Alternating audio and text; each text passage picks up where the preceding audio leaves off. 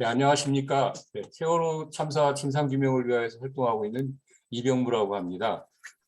네, 오늘 주제는 증객축 중량의 문제와 사참위의 전화선 기울기 분석의 문제점에 대한 보충이라고 할 수 있을 것 같습니다. 이 두 가지는 아시겠지만 보건성 관련된 사항들로 이미 지난번에 다룬 주제들입니다. 자, 오늘이 보건성 관련 마지막 강연이라고 보시면 될 것 같은데요. 보건성 관련해서만 지금까지 4차례 강연을 하셨습니다. 부풀려진 중계축 중량의 문제부터 내인설의 2가지 속임수, 그리고 사참위의 보건성 관련 중간조사 결과의 발표의 문제점들, 그리고 그중 하나인 사참위의 전화선 기울기 분석의 문제점을 지난 시간에 다루셨습니다. 지난 시간에 교수님께서 사참위가 머릿속으로는 외력을 생각하는 것 같지만 이론적으로는 내인설에 끌려가고 있는 것 같다라고 하셨습니다. 보건성과 같은 과학적이고 이론적인 것에서 정확해야 한다라고 하신 것이라고 생각합니다. 그러면서 사참위의 황당하고 어처구니 없는 오류들을 지적하셨습니다. 지금까지 달려오면서도 저희는 교수님의 강연의 목적을 분명히 해왔습니다. 강연이 끝나면 그 강연에 대한 의견을 정리해서 사참위에 전달해 왔습니다. 그것은 사참위가 조사 막바지에 있고 반드시 제대로 된 조사가 되도록 만들어야 하기 때문이었습니다.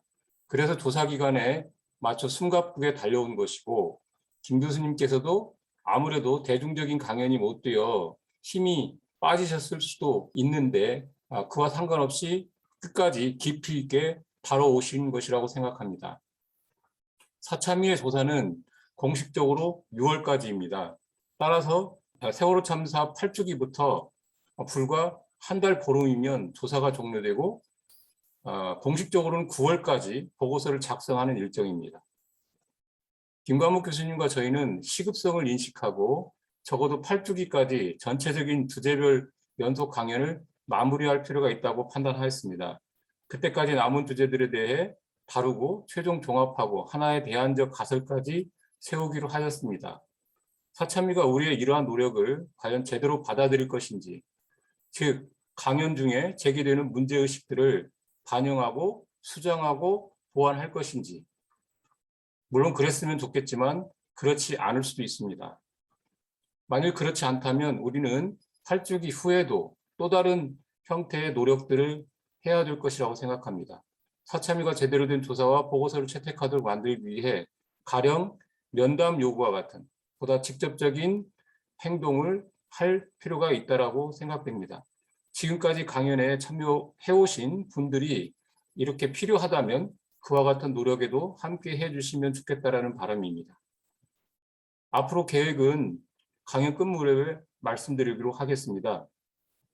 오늘 강연 순서를 간단히 말씀드리면 김관목 교수님께서 지난 강연 때 중계축 중량의 문제를 보다 보완할 필요가 있다고 하셔서 오늘 이 시간을 갖게 된 것입니다. 따라서 먼저 추가적인 중계축 중량의 문제에 대해 교수님 강연을 듣고, 그리고 나서 더불어 제목에 나와 있듯이 전화선 기울기 분석에 대해 이어 발표를 듣도록 하겠습니다. 지난번에 전화선 기울기 분석의 문제를 다루실 때 제기된 앵글각에 따른 왜곡 현상에 대해 여러분이 실제 조사를 하고 실험을 했습니다. 이태종 선생님과 제가 직접 해봤고 이 부분에 대해 겹치지 않는 범위 내에서 조사한 결과를 간단히 발표하도록 하겠습니다. 그리고 교수님의 의견도 청해 듣도록 하겠습니다. 그러면 교수님의 강연을 청해 듣도록 하겠습니다. 네, 안녕하세요. 시작을 하겠습니다.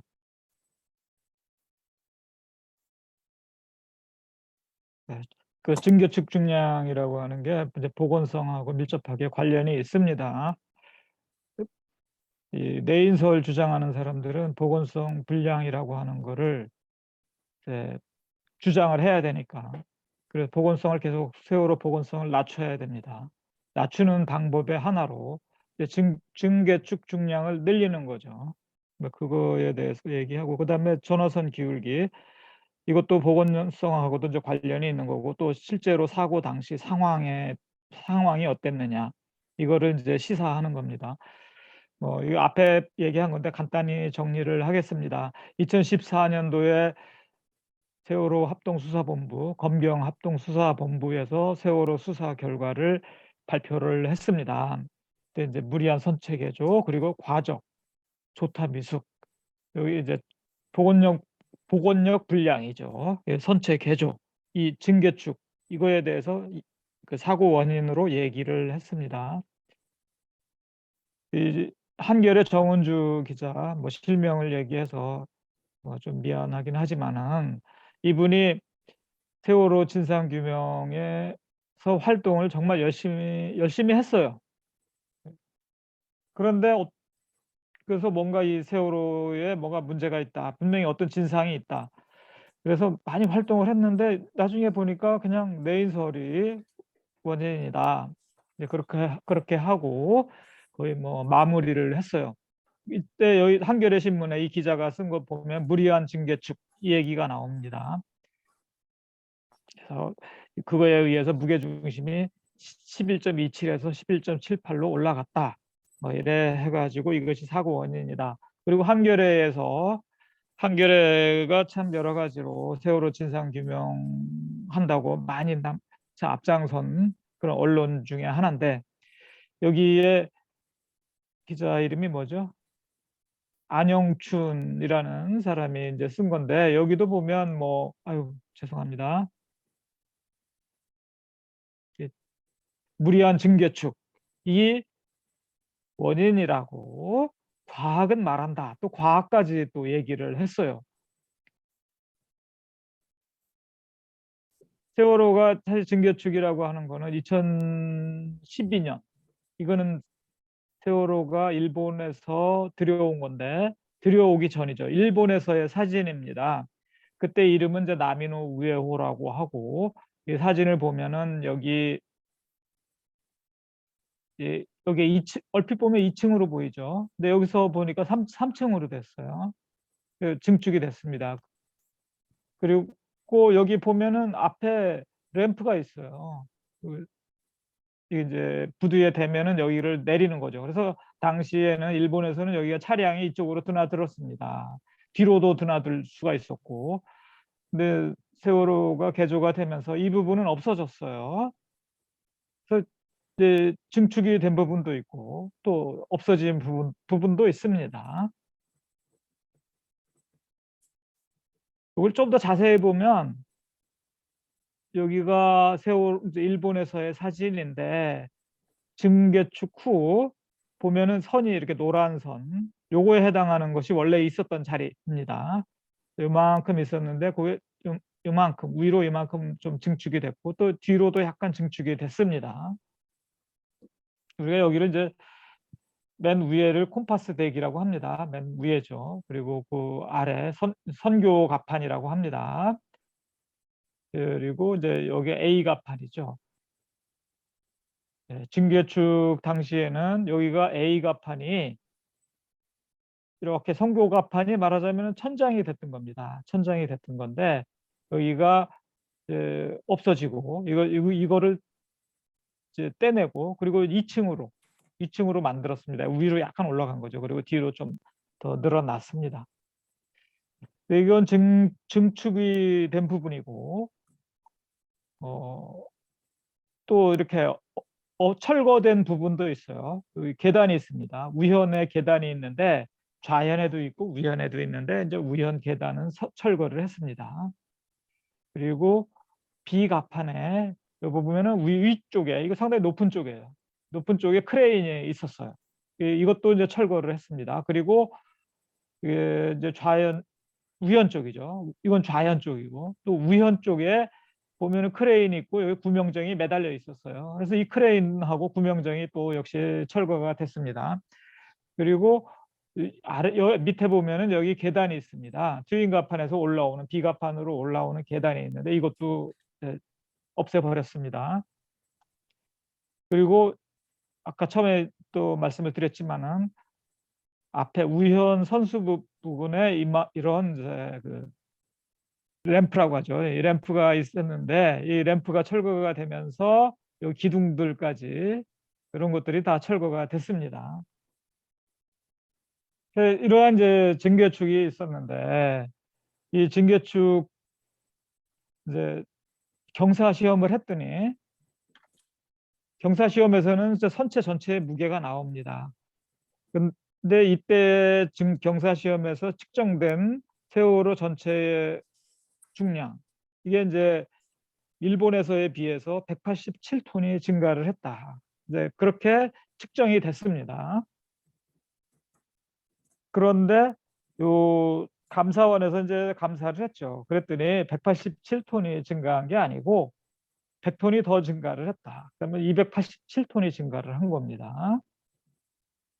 근데 또 선조위에서 또 조사를 했더니 아니다. 더 19.7톤을 더 추가해야 된다.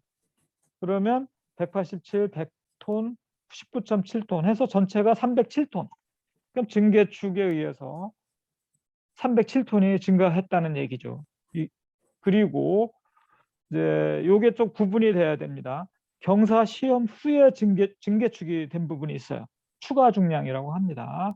요거는 이쪽에서 307톤이라고 얘기한 거는 경사 시험 전, 후 다 합친 거예요. 증개 그러니까 도입하고 나서 공사가 뭐 한 2012년인가 말부터 해가지고 2013년 한 2월까지 쭉 이어졌는데 경사 시험은 2013년 1월 27일 날 이제 있었습니다.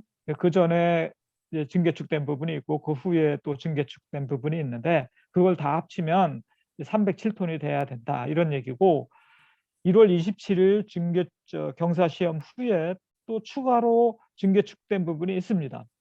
그 부분의 중량은 얼마냐?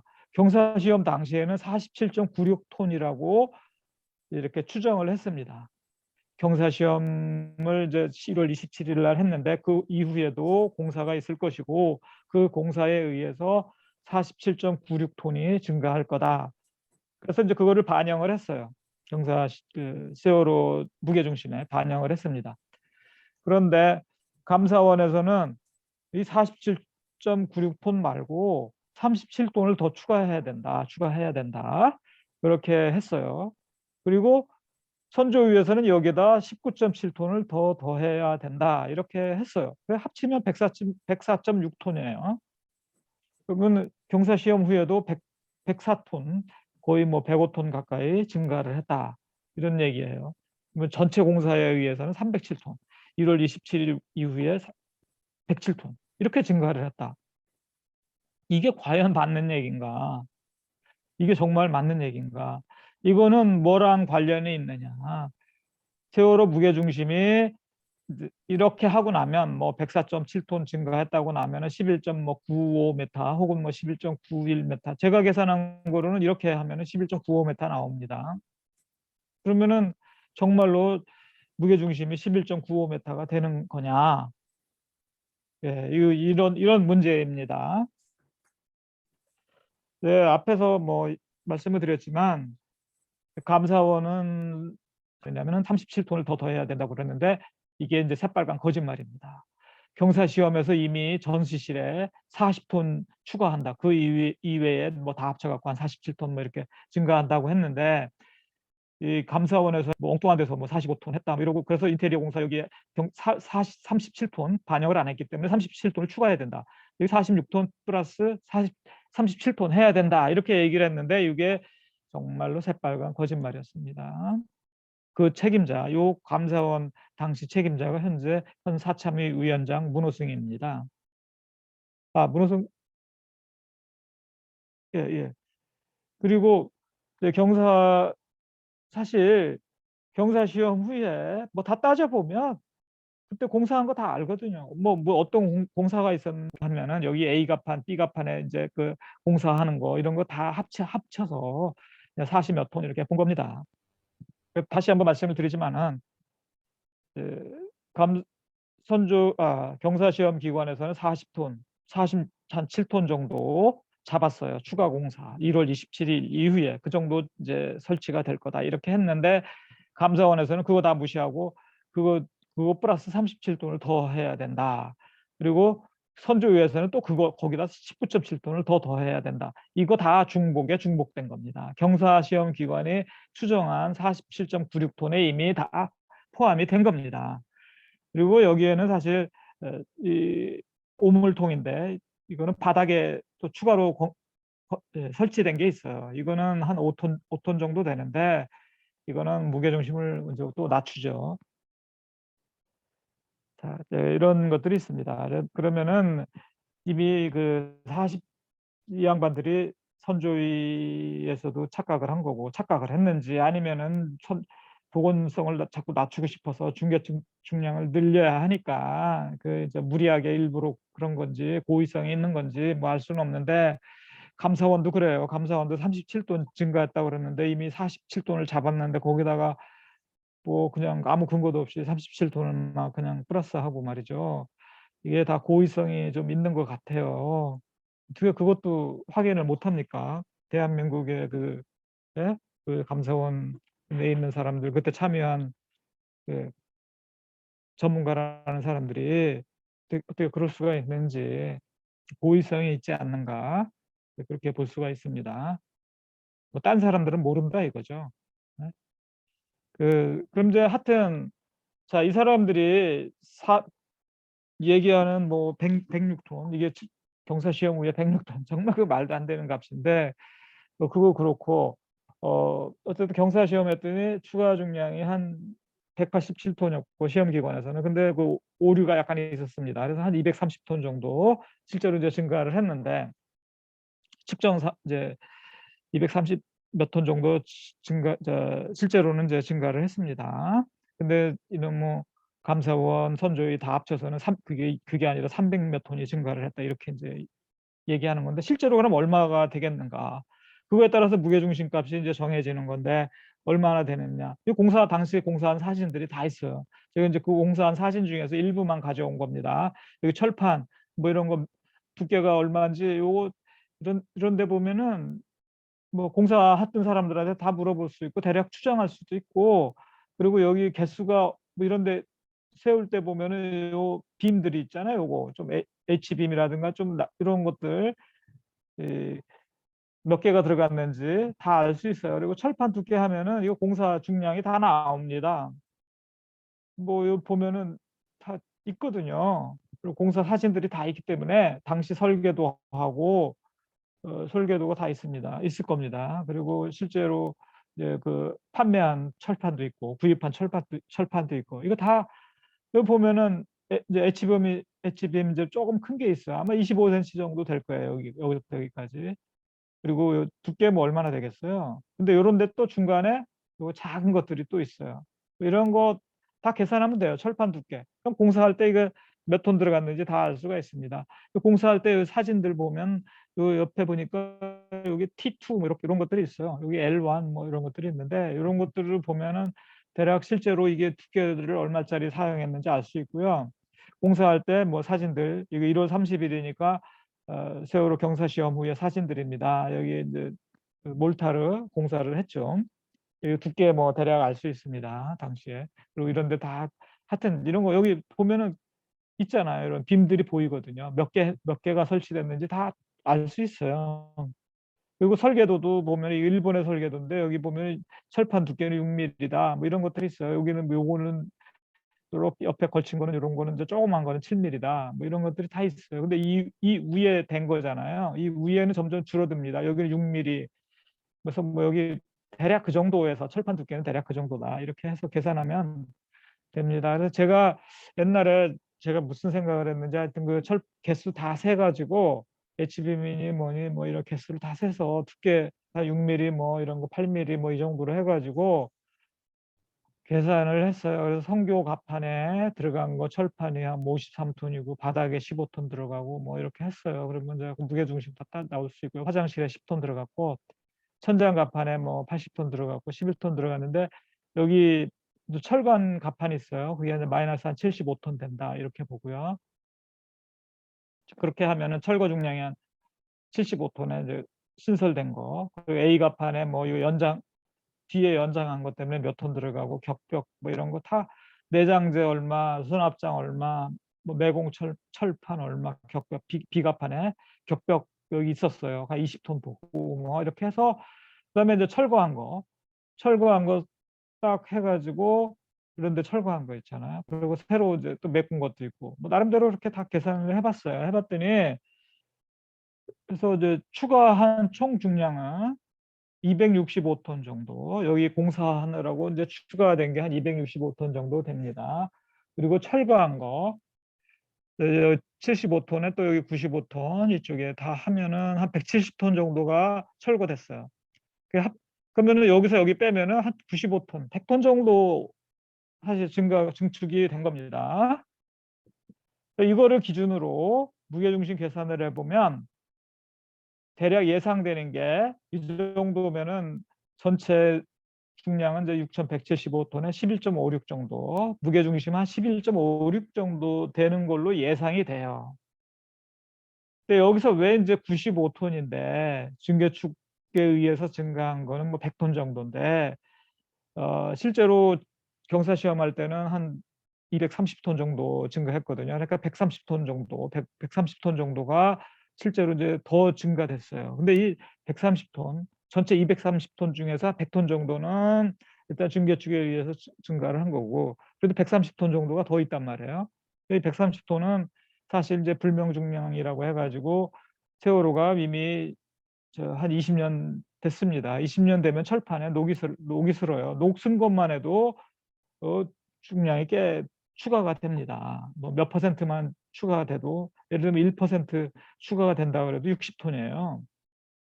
그래서 사실 이제 그런 녹이 슬어서 자연적으로 증가한 부분, 그리고 페인트만 해도 수십 톤이 또 덧칠해집니다. 이제 이런 것들 하고 하면은 그래서 합치면 230톤 정도, 근데 증개축에 의한 거는 100톤 정도, 그리고 기타 이제 말씀드린 여러 불명 중량해서 130톤 하면은 사실 대략 그 정도가 맞아요. 이제 증개축 중량에 의해서는 11점 이제 무게 중심이 이제 올라갔는데 아래쪽에 또 증가를 하기 때문에 뭐 무게 중심에 큰 변화는 없다고 뭐 보면 됩니다. 그러면 대략 한 이 정도, 11.6 정도가 예상되는 세월호 증개축 후의 무게 중심입니다. 세월호 증개축 중량, 전체적인 증개축 중량 되게 얼마인지 충분히 알 수 있다는 거고, 그 다음에 경사 시험 후에 추가 중량, 그것도 얼마든지 알 수 있습니다. 이미 선조이나 감사원에서는 중복을 한 거다. 그래서 세월호 예상되는 선체 무게중심, 세월호 경하 상태의 선체 무게중심은 11.6에서 많이 봐줘봐야 11.7 정도다. 뭐 근데 시험할 때 11.78로 나왔는데 뭐 그 정도면은 되게 오차범위 그 정도면 나올 수 있다. 되게 뭐 그렇게 볼 수가 있습니다. 이게 이상의 이제 증개축 중량 실제로 이제 뭐 나름대로 이렇게 추정해 갖고 나온 증개축 중량, 그리고 그거로부터 추정되는 세월호 선체의 무게중심, 뭐 이제 말씀을 드렸습니다. 다음에 이 양반들이 사참위에서 이제 세월호의 행경사와 고동 중요하죠. 그래서 이게 어떻게 이제 기울어졌느냐, 처음부터 확 기울어졌느냐, 아니면 잘 안 기울어지다가 갑자기 기울어졌느냐, 뭐 이거를 하는데 이게 상당히 중요하죠. 그래서 8시 49분 28초, 26초 혹은 28초, 뭐 시간 보정을 이제 어떻게 하느냐에 따라 다른데 26초에서 28초 여기란 말이죠. 이때 이제 쿵 소리 나왔어요. 그 전부터 약간 쿵쿵쿵 하다 28초에 쿵 하면서 이제 큰 소리가 났습니다. 요때 횡경사가 얼마냐? 요거 중요하죠. 그 다음에 이제 화물이 쏟아지는 거는 화면상으로 화물이 쏟아지는 거는 한 40쯤이거든요. 이때가 거의 한 28도, 30도. 이때 기울기가 얼마냐. 이런 것들이 중요합니다. 그때 당시에 이제 전화선, 매점의 전화선 기울기를 가지고 이제 분석을 했다고 했습니다. 복원된 CCTV 영상에서 이제 확인한 겁니다. 이게 이제 그전에는 안 나왔던 거죠. 선조위 때도 안 나왔던 건데, 사참위에서 말하자면은 이제 그 하나의 성과인데, 이 기울기를 보니까 좀 이해가 안 가죠. 그죠? 이렇게 해서 했는데, 여기가 아니 49분 29초에 이미 20도가 넘었는데 그때 또 49분 37초, 8초 요때도 뭐 20도라는 거예요. 그러면은 연결이 이상하죠. 이게 어떻게 계속 이 상태로 그냥 갔느냐. 화면상으로 보면 계속 기울어졌거든요. 뭐 그때 쿵쿵쿵 소리가 계속 나는데 그냥 저쪽에 사참이 얘기대로라고 하면은 뭐 계속해서 화물이 계속 움직였다는 얘기인데 그 쿵 소리가 화물 움직인 거라면. 근데 그러면 더 기울어질 텐데 뭐 없어요. 더 안 기울어지고 그대로 유지했다. 말이 안 되니까 이건 뭔가 문제가 있다. 그죠? 지난 때 얘기한 겁니다. 그래서 이 기울기가 뭔가 문제가 있다. 네, 사참위에서 이제 복원한 그 영상입니다. 이 영상을 보면은 49분 지금 29초. 네, 그래서 그 전에 CCTV는 46분까지밖에 안 나와 있었는데 복원을 해가지고 49분 29초까지 이제 봤습니다. 그랬더니 여기 전화선 매점인데 이때 여기 전화선이 이만큼 기울어진 게 보여요.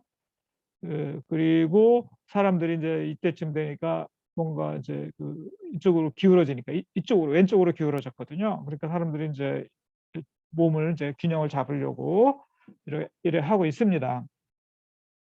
이때 기울기가 얼마냐? 그냥 그대로 재보니까 21도예요. 그래서 아마 이 21도를 그대로 여기다 쓴 것 같아요. 여기다가 29초 뭐 이래 30초. 그러면 여기다가 그냥 그대로 21도 그대로 썼어요. 과연 이게 21도가 맞느냐? 이거 봅시다. 이게 전화선이죠. 요 사진 위에 이제 매점 사진을 당시 4월 25일 날, 4월 25일 날이죠. 그 세월호 선체 전체를 막 찍었어요. 출항 전에 사진을 여러 군데를 찍었는데 매점 찍은 사진입니다. 거기 보니까 여기 전화기가 보여요. 여기 이제 전화기를 확대한 겁니다. 전화기를 확대해 보면 여기 선이 여기 있죠. 여기 밑에 보입니다. 끝에 여기까지 내려왔어요. 얼핏 봐도 여기 전화선은 이 전화에 비해서 이 정도 긴데 이 몸통에 비해서 짧아요. 그러니까 이게 화면이 지금 왜곡이 된 겁니다. 왜곡이 된 상태. 이 정도로 기울어야 되니까 여기 실제로 한 이만큼 나와야 되거든요. 그러니까 이게 뭐가 잘못됐다. 이게 알 수가 있어요. 사실 이거는 또 다른 각도에서 본 같은 CCTV입니다. 같은 CCTV인데 앞에 거는 이것도 이제 CCTV고요. 이건 12번 채널에서 본 거고 요거 오른쪽에 있는 거는 그냥 사진 찍은 거고 이건 CCTV 영상입니다. 그래서 이게 12번 채널이고 이건 13번 채널이에요. 약간 먼 데서 보니까 이게 좀 제대로 보여요. 이걸 보면 전화선이 확실히 좀 많이 몸통보다 좀 길죠. 이게 12번 채널에서 본 전화선입니다. 보면 벌써 뭔가 기울 이상해요. 그죠? 여기 거리가 요거밖에 안 돼요. 그리고 여기 벽에서부터 이만큼 떨어져 있는데 벽에서부터 떨어진 거리나 요 거리, 요 비율이 이 비율이 먼 데서 본 거 있죠? 먼 데서 본 거랑 달라요. 먼 데서 보면은 이 벽에서 떨어진 길이보다 이게 많이 길어요. 그러니까 4.2. 근데 여기는 3.4밖에 안 돼요. 그러니까 뭐 대략 이렇게 맞춰 보면 여기는 이 사진으로 찍은 거고 이건 13번 CCTV 채널 영상에서 캡처한 겁니다. 이를 보면 먼 데서 본 거는 확실히 여기가 좀 길게 나오는데 요 12번 채널은 이게 짧게 나와요. 근데 왜 짧게 나오느냐? 사진을 이제 CCTV 카메라가 바로 위에 있어요. 내려다 보니까 이게 좀 짧게 보이는 거예요. 그럼 이걸로 측정한 각도가 제대로 되겠느냐? 제대로 나올 리가 없죠. 그죠?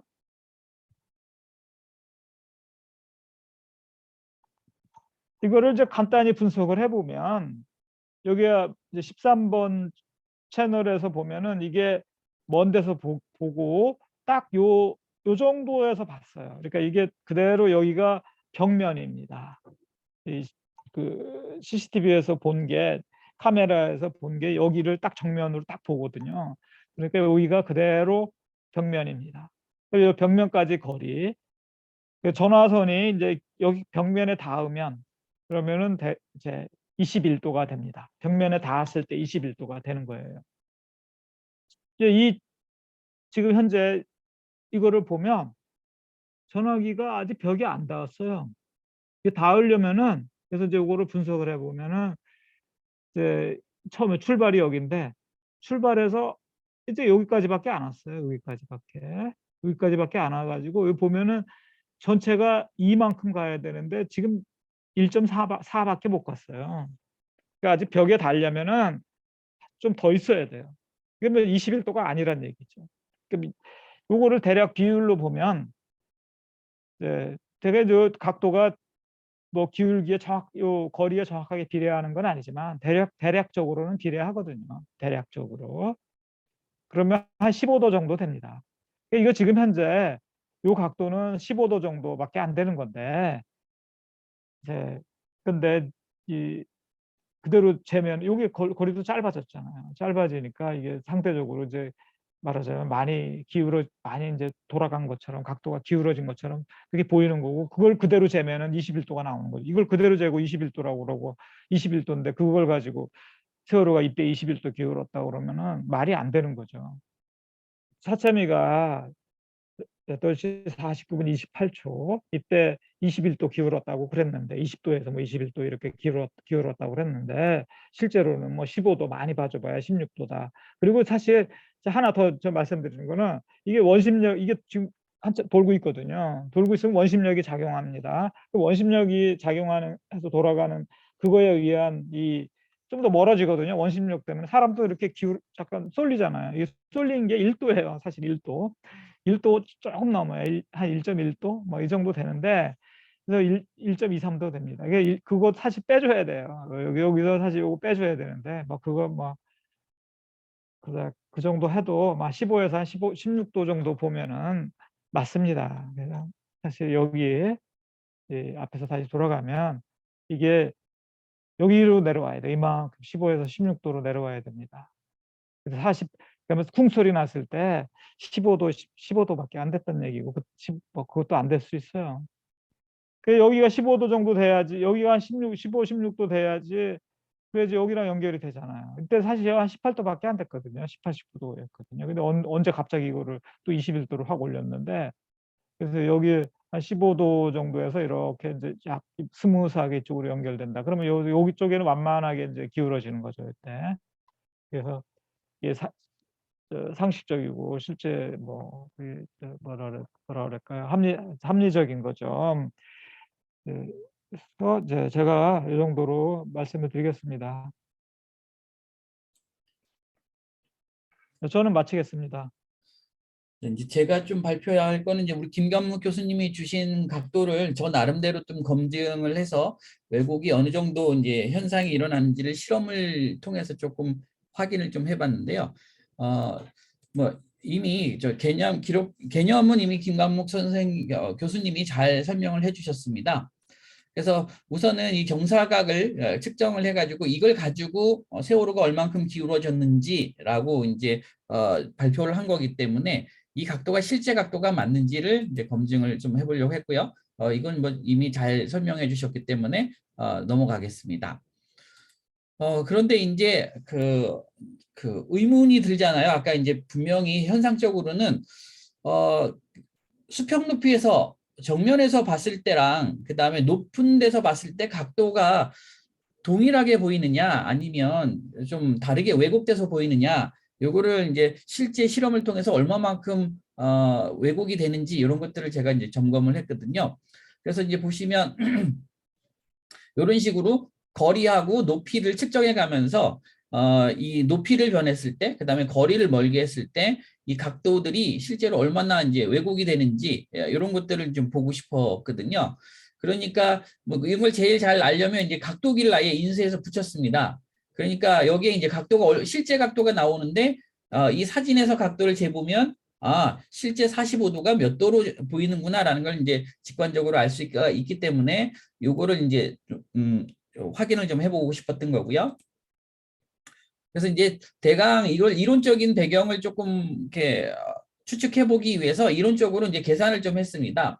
이게 요 이제 2L 요 길이가 있는 L의 이제 두 개, 요 길이를 사람이 눈을 볼 때, 요 가운데서 정면으로 볼 때랑 높은 데서 내려다 볼 때 크기가 얼만큼 달라지냐, 이제 요거를 이제 계산을 하려면 사실은 크기의 개념은 우리 눈으로 봤을 땐 요 각도가 중요합니다. 왜냐하면 이렇게 똑바로 서 있는 거나 이렇게 길게 요 각도 안에 들어오는 것들이 사실은 각도 안에만 다 끝과 끝이 다 이렇게 일치하면 다 같은 크기로 보이거든요. 가까이 있는 거는 작더라도 이 각도 안에만 들어오면 이 길이랑 이제 똑같이 보이는 겁니다. 그래서 사실은 여기서 이 L이라는 그 물체가 얼마만큼 크게 보이느냐는 여기서 이제 선을 이렇게 그었을 때 이 각도하고 이제 관련이 있죠. 근데 똑같은 물체를 똑같은 위치 높은 데서 내려다보면요, 이 길이가 줄어들어서 보이는 거는 이론적으로 이제 가능합니다. 그러면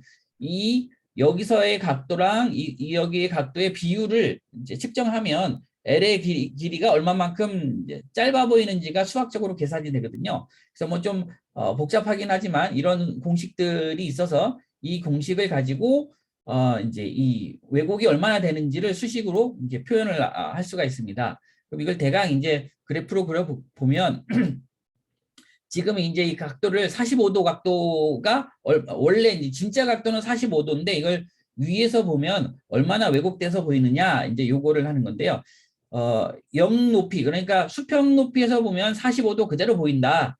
그런데 60cm, 80cm 위에서 보면 약 45도가 60도로 보인다. 이런 이제 그래프가 나오는 겁니다. 그래서 이제 그 이론적으로는 예측을 좀 해보면, 높은 데서 보면 볼수록 왜곡이 좀 심해지는데 한계가 이제 90도 이상은 가지 않는구나라는 걸 좀 알 수 있고요. 그래서 높으면 높을수록 이 각도가 점점 크게 보이는구나 실제보다라는 걸 알 수 있고, 그 다음에 멀리서 보면 멀리서 볼수록 이제 이 길이가 이제 A인데요.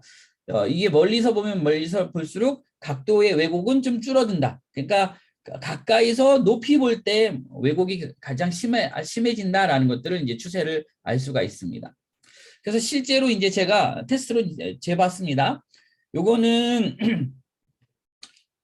정면에서 촬영을 한 거고요. 같은 높이에서 이 촬영을 했더니 여기가 45도지요. 이제 여기서부터 90도부터 135도 사이 여기가 45도인데 실제로 45도를 정면에서 사진을 찍어서 재보니까 45.23도, 0.2도니까 뭐 이건 오차가 왔다 갔다 하는 거니까 정면에서 찍으면 45도가 45도로 보이는구나라는 걸 알 수가 있습니다.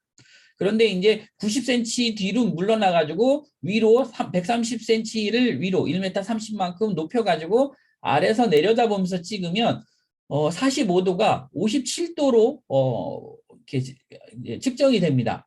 분명히 여기 이제 각도를 재보면 12도나 이렇게 차이가 나는 거죠. 45도가 어떻게 12도로 12도가 늘어서 57도로 측정이 된다라는 거를 이제 사진을 찍어서 실제 각도를 재보면 이제 발견이 됐습니다.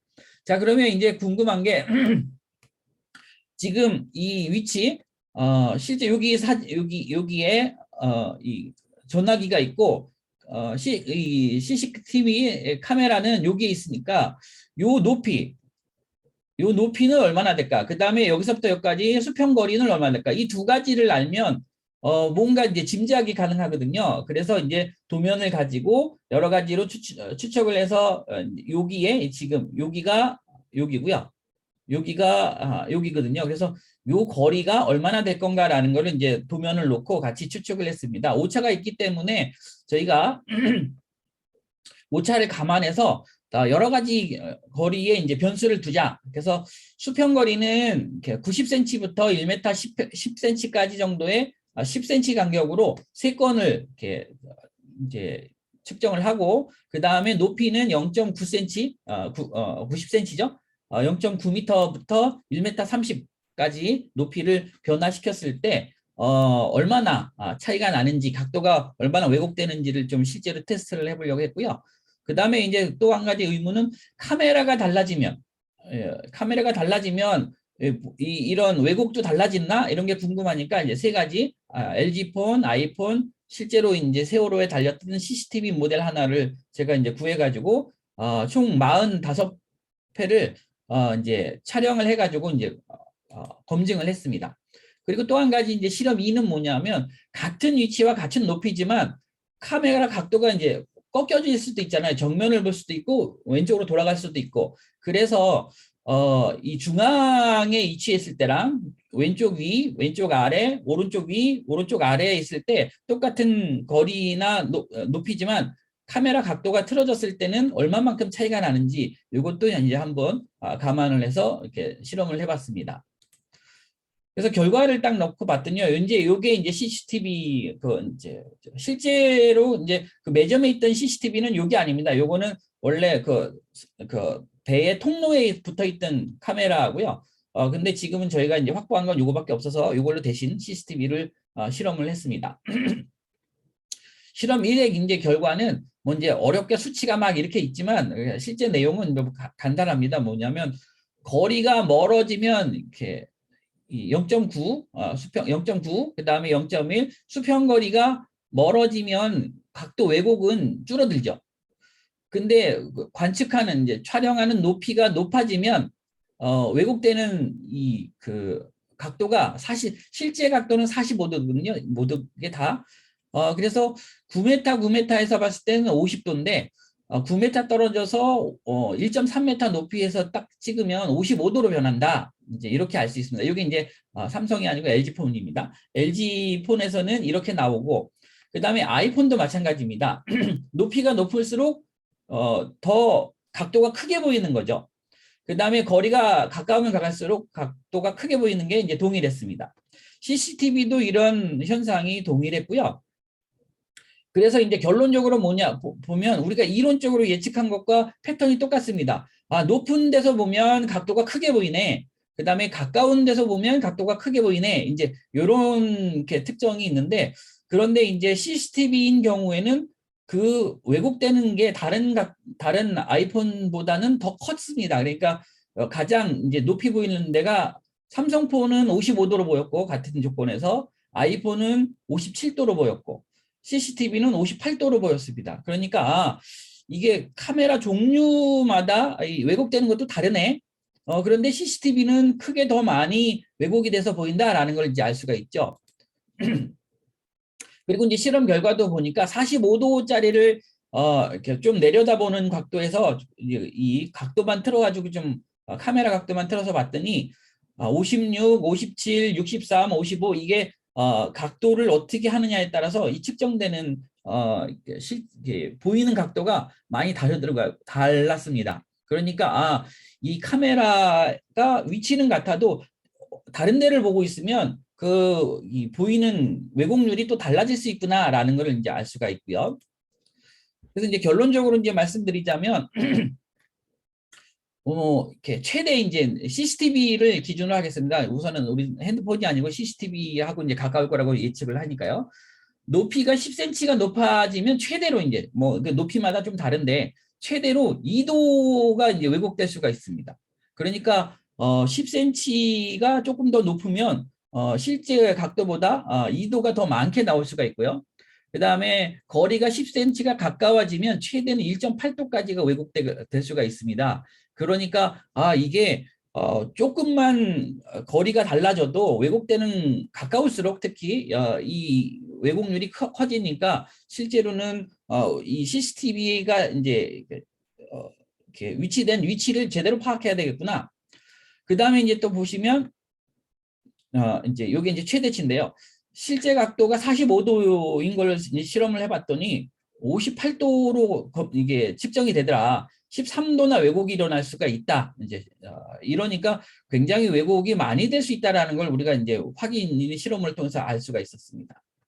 그리고 이제 카메라 종류에 따라서도 왜곡 정도가 다르기 때문에 세월호에 설치된 도명, 동그란 거, 아까 제가 한 거 말고 실제 둥그런 이 모양의 이 CCTV의 모델하고 똑같은 걸 구해서 이 모델로 이제 실험을 좀 해봐야 될 필요가 있다라는 거고요. 그 다음에 이제 같은 위치와 높이라도 카메라 각도가 어느 방향을 보느냐에 따라서 이 왜곡 정도가 달라질 수 있으니 세월호와 동일한 환경을 딱 재현을 해서 이걸로 가지고 이제 테스트를 좀 해봐야 된다라는 게 이제 결론이고요. 네, 이상입니다. 저는 뭐 이태종 선생님처럼 이제 좀 더 치밀하게 했기보다는 좀 더 이해하기 쉽고 직관적으로 교수님이 말씀하신 앵글 각에 의한 이 왜곡 현상이 이제 어떻게 실제적으로 나타나는가라는 걸 한번 확인해 보기 위해서 지나가다가 있는 그 한번 입간판을 한번 촬영해 봤습니다. 예, 그랬더니 뭐 너무나 큰 차이가 나더라고요. 보시다시피 이렇게 길쭉한 입간판이 한 45도 정도 위에서 봤을 때 이렇게 작게 보이면서 당연히 이렇게 각도가 커 보입니다. 그래서 이 비교를 해보면 이 정도의 크기가 발생합니다. 엄청난 크기죠. 이게 21도로 정도 되더라고요. 제가 재보니까. 근데 이렇게 45도 위에서 봤을 때, 정면에서 45도 위에서 봤을 때 벌써 30도 정도 차이가 납니다. 엄청난 차이가 나는 거고요. 자, 그리고 실제로 제가 이제 좀 더 좀 무식한 방법으로 사참위에서 그 영상을 발표할 때 교수님의 조언을 따라서 이 화면을 비율을 정확히 좀 맞추고 왜곡 현상이 없도록 최대한 맞춰서 했는데 이건 약간 겹치다 보니까 사진들이 겹치다 보니까 다르게 보일 수도 있는데 이건 다 같은 비율로 지금 촬영 캡처를 한 겁니다. 그리고 사참위가 이걸 발표할 때 그 변화가 거의 없는 상황에서는 잘 육안에 안 보이니까 그걸 건너뜁니다. 그래서 그 변화가 많이 보일 때까지 쭉 이렇게 생략을 하다 보니까 그 초반 부분은 대체로 알 수가 없습니다. 근데 이제 중간에 이런 걸 알 수 있었습니다. 뭐냐면 46분 29초가 찍혀 있더라고요. 이거는 이제 전화선 기울기가 이제 기울기 전입니다. 그러니까 선체가 기울기 전에 보통 이제 48분 49분이 이제 그 변경사가 크게 진 그때 침몰 사고가 그 시점이니까 그거보다는 한참 전입니다. 그러니까 거의 이 정도의 어떤 그 기울기였던 거고요. 그리고 중간에 다행히 이 시간대가 포착이 됐습니다. 한 40초 정도, 48분 40초 정도가 잠깐 확인이 됐고요. 그리고 이제 이 시간대 12초 이렇게 분석을 해봤습니다. 근데 놀라운 거는 이제 제가 여기 제목에 달았듯이 이렇게 무식하게 이제 한마디로 그 단순하게 한번 접근해 보는데 교수님이 말씀하신 애초에 이제 가장 중요한 거는 앵글각에 대한 왜곡이 과연 나타나는가라는 걸 확인해 봤는데 정확히 확인이 됩니다. 그냥 사참위가 아까 이제 교수님도 강연 중에 말씀하셨지만 그냥 이대로 잰 것이 확인됐습니다. 그러니까 이렇게 기울기가 큰 걸 보면 쉽게 확인이 됩니다. 이때가 이제 31초인데요. 49분 31초. 그러니까 사참위가 전화선 기울기가 최종적으로 화면이 복원된 마지막 순간인데요. 그때 기울기가 22도인데 그 각도를 재보니까 정확히 22도 정도가 나왔습니다. 그리고 쿵 소리가 난 이 상황이 매우 중요하지 않습니까? 그래서 이걸 확인해 보니까 한 18도 정도로 계측이 됐고 실제로 발표한 것도 18도로 발표가 됐습니다. 그런데 이제 문제는 또 다른 한 가지가 놀라운 게 발견이 됐습니다. 그 제가 주목해서 좀 재보려고 했던 게 49분 12초입니다. 그리고 이 49분 12초가 왜 중요하냐면 49분 12초와 49분 16초 이 간격, 이 사이가 사참위에서 8시 48분 24초부터 꾸준히 완만하게 한 50초까지 8도 정도까지 증가했다고 합니다. 그리고 나서 계속해서 그 각도를 유지하다가 12초에서부터 16초 정도 되면은 6 내지 7도 정도로 다시 이제 기울기가 내려간다라고 그렇게 사참위는 분석해 놨거든요. 근데 그 구간을 제가 한번 확인해 보니까 12초 여기 보시다시피 이 부분입니다. 잘 보이실지 않을 것 같은데요. 화면이 작아서 처음 기울기 전 각도와 비교했을 때 거의 차이가 없고 오히려 더 작은 것을 확인할 수 있습니다. 그리고 그 전에 8시 48분 40초 이때 각도보다도 적어도 예를 들어서 뭐 훨씬 적습니다. 그것은 무슨 뜻이냐면 사참위가 적어도 6, 7도로 분석한 것이 큰 오차가 있다라는 걸 의미한다라는 겁니다. 그래서 이때 각도가 적어도 1 내지 2도 정도밖에 되지 않았다라는 겁니다. 그리고 이렇게 기울기가 그러면 크게 일단 앵글각에 대한 앵글각 왜곡 현상을 반영하지 않았고, 그다음에 부분적으로는 커다란 오차가 있는 그 사참위의 기울기가 과연 실제로는 어떻게 그러면 대체로 그려질 건가, 수정을 한다면 뭐 어느 정도 이 기울기가 나올까라고 하는 것을 대략 한번 추정을 해봤습니다. 그러니까 이 빨간 선은 사참위가 발표한 선입니다. 12초부터 여기 파란색과 여기 이 부분은 이제 이 이후로는 이제 겹친다고 보시면 됩니다. 거의 같다고 보시면 되는데 많은 차이가 있다라는 걸 확인할 수 있습니다. 예를 들어서 가장 대표적으로 이제 두 가지 정도를 이제 좀 주목해 볼 필요가 있는데요. 하나는 아까 얘기했던 12초부터 16초, 이때는 거의 0에 가깝다.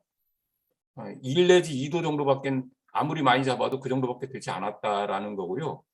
그거는 이제 앵글각의 왜곡 현상을 전혀 반영하지 않고 그냥 사참위 기준으로 쟀어도 그랬다라는 겁니다. 그러면 이건 거의 0에 가깝다라고 저는 이해가 되고요. 그리고 아까 얘기했던 뭐 26초, 18도라고 분석해 놨는데 그걸 왜곡 현상을 대략 감안하면 뭐 교수님이 힌트를 주셨는데 한 0.75 정도, 0.7 내지 75 정도를 곱하면 대체적으로 나온다라고 했는데, 실제로 교수님이 애초에 얘기했던 이 26초는 10 내지 15도, 12 내지 15도라고 했는데 제가 확인해 보니까 한 13.5도, 14도 정도밖에 되지 않았다라는 거고요. 그리고 38초는 사참위가 이제 선체조사위원회에서는 18.7도라고 정확히 얘기하고 있습니다. 그런데 사참위는 이거를 4도 정도로 올려가지고 맞췄거든요. 그래서 이거를 여기서부터 여기까지는 끊겨진 건데 복원이 되지 않은 구간인데 이렇게 해가지고 억지로 이제 맞춘 것 같은 그런 현상이 이제 있는 거죠. 그리고 제가 또 한 가지 강조하고 싶은 건 뭐냐면 교수님께서 매번 얘기를 하셨지만 이 소리의 정체가 뭐냐라고 하는 거, 26초에 쿵 하는 소리, 그리고 33, 4초 정도의 몇 초 간격으로 일어나는 몇 초 간 동안 쿵쿵쿵 소리가 난다라는 그 사실, 그 다음에 38초에 가면 끼익 소리가 납니다. 끼익 소리라고 하는 이 소리의 정체들이 과연 무엇냐라고 하는 게 굉장히 중요한데 사참위가 발표한 걸로만 봐도 그것이 명백히 뭐 화물 이동 소리다라고 할 수는 없다라고 하는 거지만, 그러나 또 내인설 쪽에서 억지로 주장한다면 뭐 그렇게 또 억지를 펼 수도 있다. 그런데 그것을 보정해 놓는다면 이거는 뭐 확실하게 화물이 이동해서 날 수 있는 상황이 전혀 아니다라고 하는 것을 알 수 있는 게 아니겠냐라고 하는 겁니다. 그리고 한 가지가 더 이제 제가 주목해서 이제 말씀드리고 싶었던 거는, 이 부분은 알 수가 없는데요. 제가 이 부분 이렇게 임의를 한번 그려봤는데요. 8도까지가 이제 꾸준히 상승했다라고 했는데요. 그때부터 이제 내려갔다라고 그랬고, 아까는 1, 2도라고 했으니까 이 정도 이게 기울기가 대체로 되지 않을까라는 생각인데, 왜 제가 이거를 그려봤냐면 사참위가 이렇게 얘기를 했습니다. 사참위는 그 초반 국면을 뭐라고 표현했냐면 조타에 의해서 이루어진 그 기울기다라고 그랬습니다. 그리고 그 조타에 의한 기울기라고 하면서 그거를 마린에서 자유항조 모형 실험을 했을 때 조건이 10도 내지 15도 돌아갔을 때, 그리고 어떤 보건성에서 그렇게 나오느냐라는 거를 같이 이제 조합을 해봤을 때 0.45, GOM 0.45 정도에서 이 기울기와 비슷하다라고 하는 것을 설명을 했거든요. 그런데 이거는 거꾸로 얘기하면 그 0.45가 엉터리라는 것을 뜻하는 겁니다. 그러니까 지난번 교수님께서는 보건정 곡선을 통해서 그거를 반박해 주셨고, 사참위가 엉터리 보건정 곡선을 가지고 그걸 검증했다라고 하면서 그거를 이제 비판을 해주셨는데, 이번에는 사참위가 그 기울기 각도가 0.45의 기울기가 이 정도 나온다라고 한 그것을 저는 비판하고 싶은 겁니다. 그래서 사실상 이 정도가 그 현실적으로 그 나온다고 한다면 그거보다 훨씬 더 그 높은 보건성에서 이 뭐 조타에 의한 각도가 나지 않았겠냐라고 하는 것을 역으로 한번 주장해 볼 수 있지 않을까 이렇게 생각이 들었습니다. 그리고 한 가지만 더 추가한다면 조타수가 이렇게 얘기했거든요. 조타수가 135도에서 140도로 변경을 지시를 받고 실제로 조타를 140도로 했다고 했습니다. 그러면 우연 조타를 5도 정도 했다라는 얘기인데 우연 조타를 해서 하게 되면 당연히 이제 배가 어느 정도 기울 겁니다. 그런데 이제 조타수는 이렇게 얘기했거든요. 140도까지 돌렸지만 배는 141도, 142도, 143도 계속해서 돌아갔다.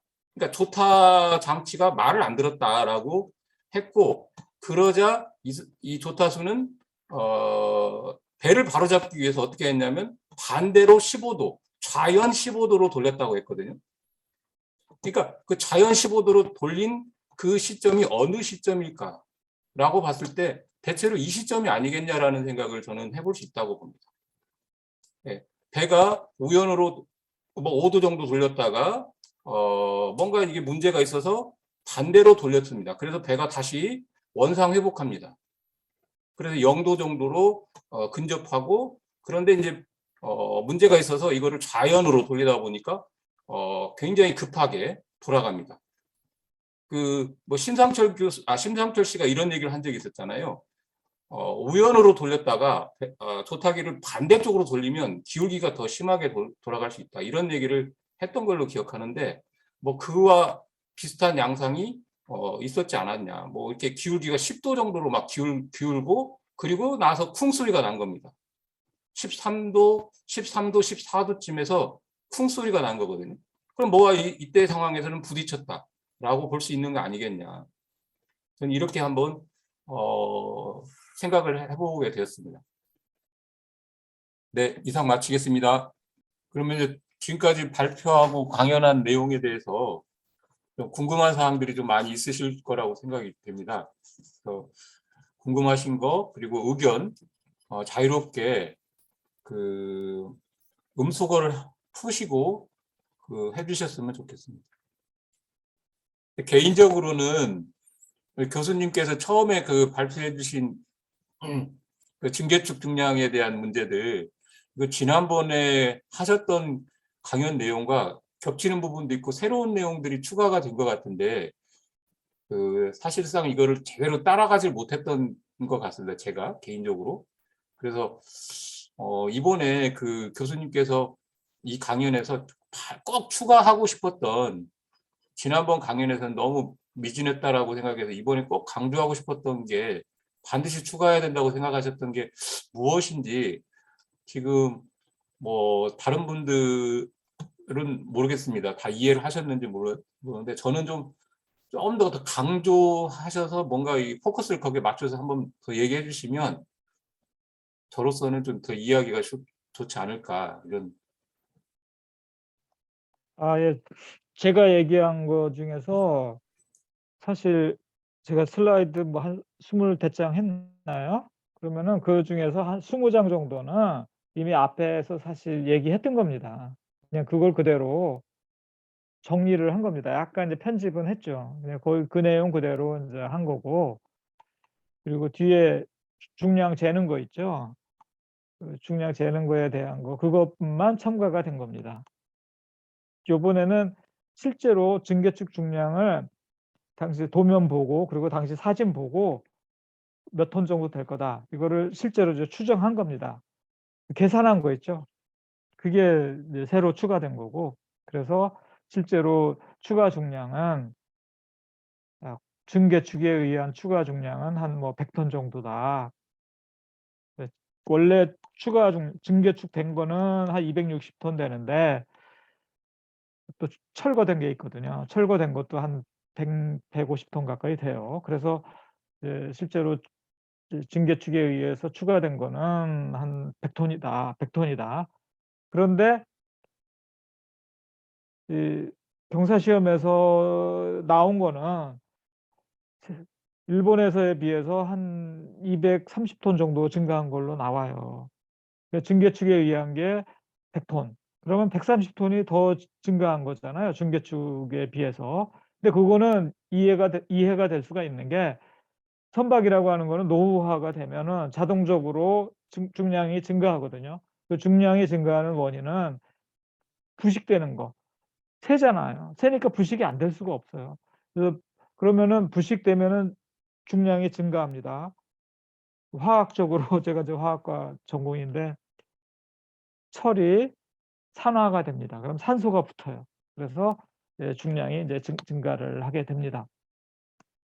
녹이 쓴 만큼 뭐 중량이 증가한다고 보면 되는데 그게 한 100톤 정도 뭐 충분히 나올 수 있어요. 그리고 페인트가 있습니다. 페인트 칠한 게 계속 더 칠하고 그러잖아요. 그러다 보면은 그 또 중량이 또 증가합니다. 한 번 페인트 칠할 때마다 수십 톤이거든요. 벗겨내고 다시 칠하고 벗겨내고 다시 칠하고 하긴 하지만은 그 페인트에 의한 것도 한 수십 톤 되고 그래서 아마 인제 그거에 의한 중량 증가가 한 130톤 정도 되고 그리고 중계축에 의한 중량 증가가 100톤 정도 된다. 그리고 뭐 그렇게 해서 230톤 정도가 증가했다. 이렇게 말하고 그거고 사참이나 특히 인제 경사 시험 후에 증가한 거 있죠? 그거는 뭐 48-9 톤 47 톤 7 톤 정도 잡았는데 시험 기관이 그거는 그 정도가 맞다. 네. 그 정도가 맞는 거고 그게 지금 선조위에서 뭐 사 감사원, 선조위, 뭐 사참위 이거 다 아주 그냥 똘똘 뭉쳐 가지고 100 톤 뭐 104 톤이나 증가했다고 그러는데 그거는 중복에서 중복을 한 거고 그거 정말 그러면 안 됩니다 정말. 자기네들도 좀 잘 따져 보면 자기네들이 잘못했다는 걸 알 거예요. 근데 인정을 안 하려고 그러죠. 그러면 진상규명이 되겠습니까 그게.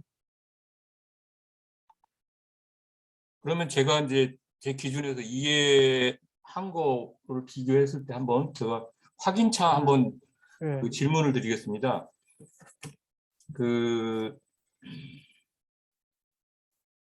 그러니까 경사시험 기관에서 47.96톤을 네. 그 이후에 이제 그 증계축하고 나서 이후에 그러니까 경사시험 이후에 이게 이제 추가될 것이다라고 예. 예상을 했던 거고 그거를 이미 예. 187톤에 반영을 했다라는 거 아닙니까? 예. 반영이 된 거죠 그게. 그렇죠. 그렇기 때문에 감사원이 추가로 얘기했던 37톤은 아무 의미가 없는 것이라는 뜻인 거고요. 예예예. 예, 예, 예. 이미 그 전시실 추가 중량 이거랑 뭐 A갑판, B갑판 뭐 추가 중량 그 화장실 또 뭐 이런 데 예. 부엌 이런 데 이제 추가 중량이 시설 공사가 좀 있었거든요. 네, 예. 그 중량 전체를 47.96 톤으로 봤는데 네. 뭐 그 정도면은 대략 맞고 근데 인제 이 감사원은 전시실에 그 기관에서 경사시험 기관에서 추가 중량을 전시실 공사한 거를 안 잡았다 이렇게 얘기를 했어요. 네. 안 잡은 게 아니거든요. 잡았거든요. 음. 그 잡았는데도 불구하고 안 잡았다 이래 놓고는 자기가 다시 전시실에 뭐 공사하니까 뭐 이러면서 어떻게 뭐 거기 뭐야 타일 뭐 공사하고 그리고 또 그것도 저기도 바꾸잖아요. 카펫 면적하고 타일 면적하고 바꿔서 그냥 막 그 37톤을 어거지로 만들어 내잖아요. 그 37톤은 그 계산도 엉터리고 그리고 이미 다 반영이 된 걸 중복한 겁니다. 거기다가 선조위가 또 19톤 추가했는데 그것도 이미 경사시험 기관에서 이미 다 반영한 거예요. 이 내용은 지난번 이제 첫 강연 때, 그러니까 증개축 중량 관련 강연 때 해주셨던 내용인데, 네. 다 네, 얘기한 거고 네, 이번에는 다만 이제 그 전체 추가 중량, 증개축에 의해서 추가된 중량이 뭐 제가 철판 두께라든가 공사 사진하고 이런 거 보고 도면하고 다 보고 해 보니까 뭐 전 100 톤 정도 된다. 뭐 이 얘기입니다. 네. 공사에 의해서 한 번 더 말씀을 드리면 공사에 의해서 증가한 거는 260톤 정도 됩니다. 공사 그 증개축한 거 자체는 260톤 정도 돼요. 그런데 철거한 게 한 150톤 되거든요.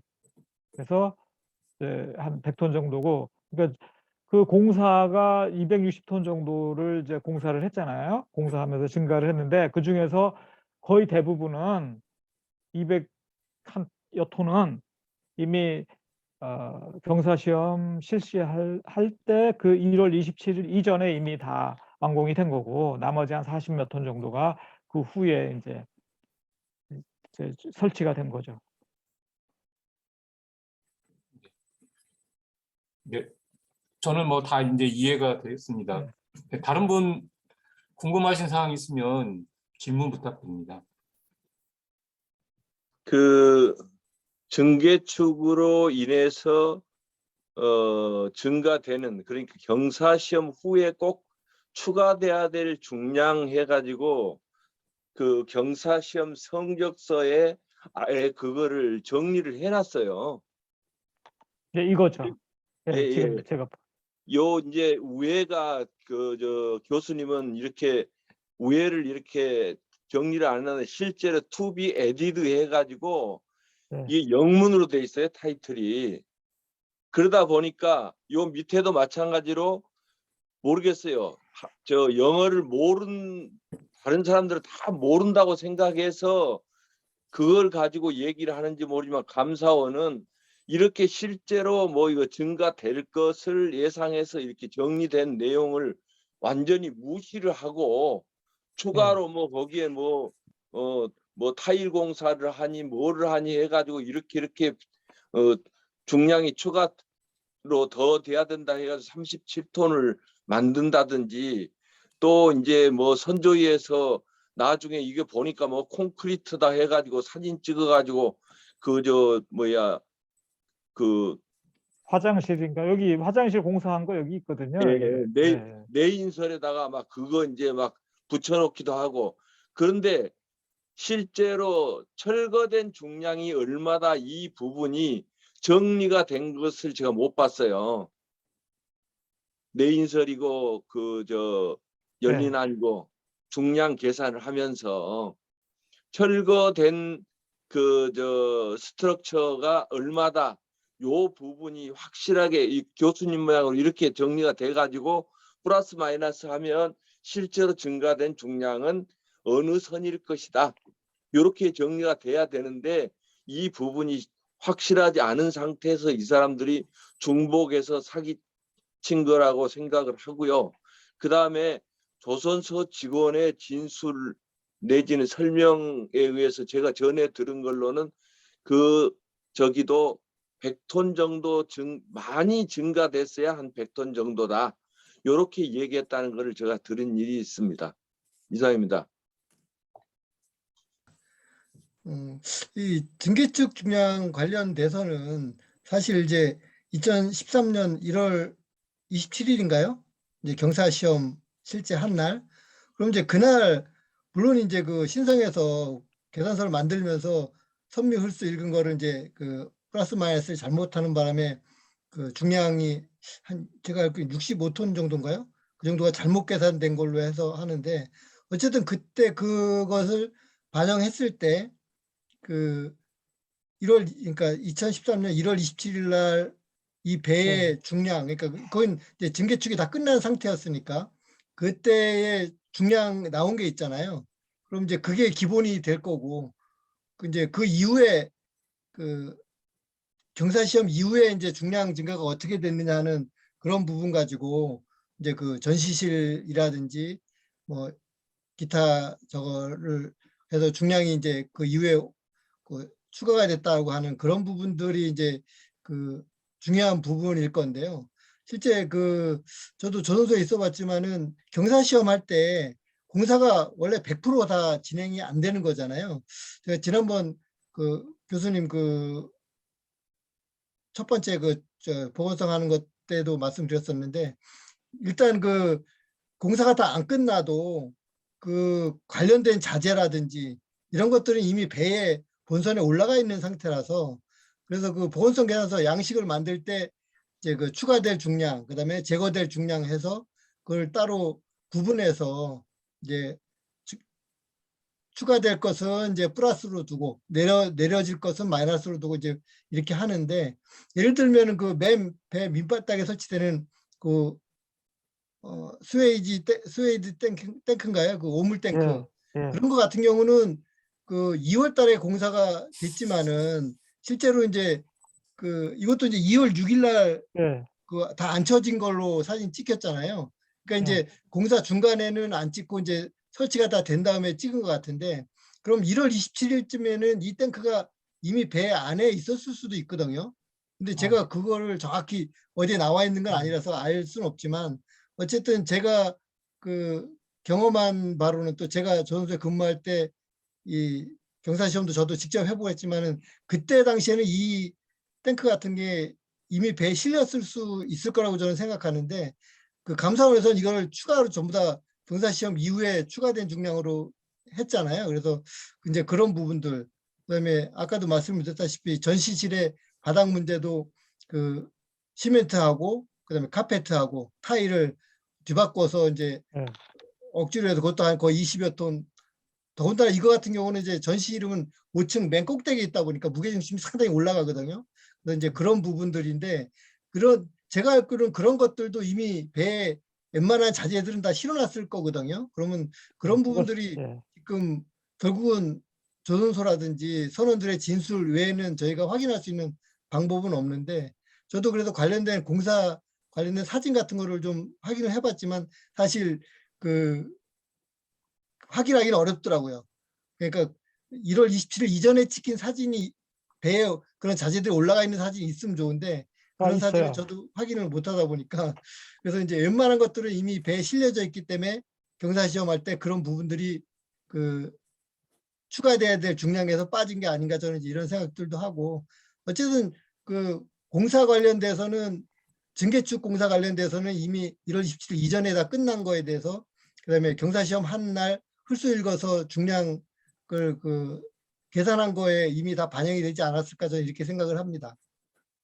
예, 저기 이 경사 시험 전에, 사실 이건 경사 시험 후에 공사가 된 거고, 여기에 붙은 여기 뭐 여기 약간 뭐 철판 같은 이거 철판이 아니라 뭐예요? 하여튼 요거 채우고 뭐 여기 약간 그 철근 같은 거 있거든요.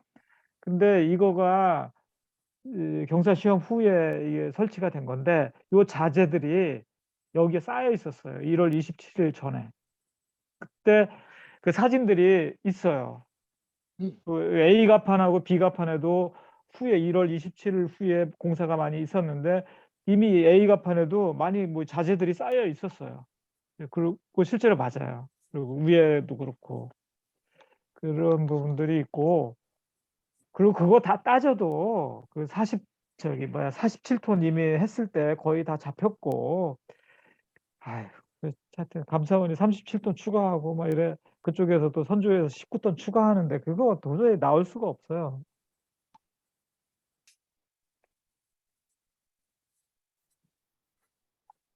아까 그 교수님이 말씀하신 것 모양으로 그 무게중심 밑에 중량이 가령 예를 들어서 추가됐다 그러면 그거는 오히려 보건성을 더 양호하게 만드는, 그러니까 전체 그 뭐라고 해야 될까요? 경화 중량은 늘어나는지 모르지만 실제로 무게중심을 낮추는 역할을 하는 그런 중량 추가가 아닐까요? 예, 맞습니다. 예. 참. 예, 그런 부분도 있고. 그래서 제가 여기, 제가 이거 말을 참, 여기 이 부분 있잖아요. 증개축 중량, 이거 전체 뭐 265톤 했고, 그리고 이제 철거된 거 해서 아마 뭐 100톤 정도 이제 됐다고 그랬는데, 사실 이걸 따진 이유는 경사시험 전후 뭐 이거를 비교하려고 그런 게 아니고, 요 자체에 의해서 사실 추정되는 무게중심은 얼마인가. 예, 예, 예. 예. 그래 해보면 11.677 정도, 그러니까 여기 이거 액면 그대로 계산하면 11.56 정도 되는데, 이게 좀 오차가 있고 보니까 제가 여기 중계축전 세월호 이 중량을 좀 뭔가 좀 잘못 계산한 것 같아요. 근데 이제 대략 한 11.7 정도 많이 봐줘야 그 정도다. 이제 사실 그 얘기를 하고 싶어서 이거 계산한 것도 있어요. 그러니까 저쪽에서 11.95 뭐 이렇게 얘기를 하잖아요. 막 그 억지로 그냥 막 무게 중량 늘려가지고 그 경사 시험 후에 중량을 억지로 늘려가지고 11.95 만들고 뭐 또 자유동수 효과 사기쳐가지고 12.1m 만들고 그러는데 그런 값이 나올 수가 없는 거예요. 이거 따져보면. 그래서 그 11.95니 12.1이니 하는 것이 얼마나 황당한가, 얼마나 터무니없는가 그 얘기를 하고 싶어서 사실 요거를 좀 제가 한 거예요. 네. 그 선조이나 사참위에서도 자기네들도 다 알 거 아니에요. 공사 이거 뭐 철판이 얼마나 지만 그 선체 무게 중심이 어느 정도 타당한가 아닌가 요거 이렇게 좀 판단할 수가 있거든요. 이거로 보면은 11.78m 나왔는데 그 정도면은 대략 맞아요. 앞으로 계획을 좀 말씀드리려고 합니다. 그런데 이제 그 전에 잠깐 책 하나를 소개를 하려고 합니다. 오늘 참여하신 분들께서는 좀 구입해서 꼭 읽어주셨으면 하고 책 소개를 하나 하려고 하는데요. 그 일기특조위와 선체조사위원회에서 가족추천위원으로 열심히 활동했던 그리고 우리가 굉장히 지지를 하고 있는 교수님께서 진상규명의 성과라고 7년, 8년의 성과라고 하는 그 열린 안을 도출하는 데 주도적 역할을 하신 권영빈 위원하고 심인환 전문위원이 머나먼 세월호 2라고 하는 책을 이제 펴냈습니다. 자, 다들 구입해 보셨으면 하고요. 다음 달 4월 10일경에 그 세준이와 그리고 세월호 활동 모임과 함께 저자와의 대화의 시간을 좀 가지려고 하고 있습니다.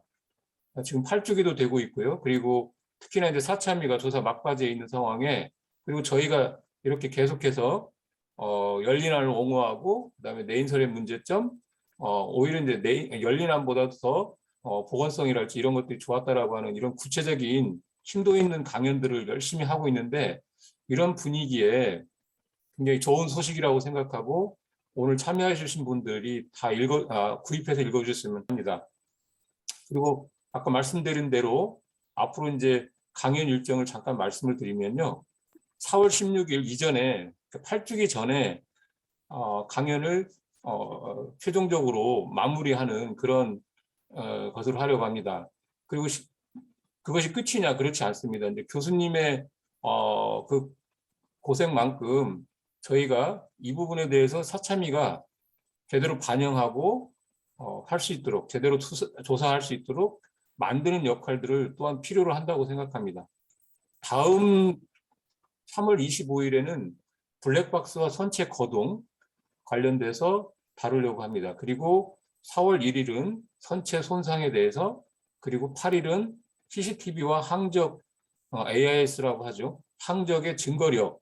사참위가 계속해서 이제 디지털 증거 자료에 대해서 조작론을 계속 펴고 있는데 그럼에도 불구하고 저희는 이것의 증거력에 대해서 다루려고 합니다. 그리고 마지막 15일은 지금까지 한 내용을 종합하고 그리고 세월호가 어떻게 침몰했을까라고 하는 가설을 마지막으로 세우는 일까지 최종적으로 하려고 합니다.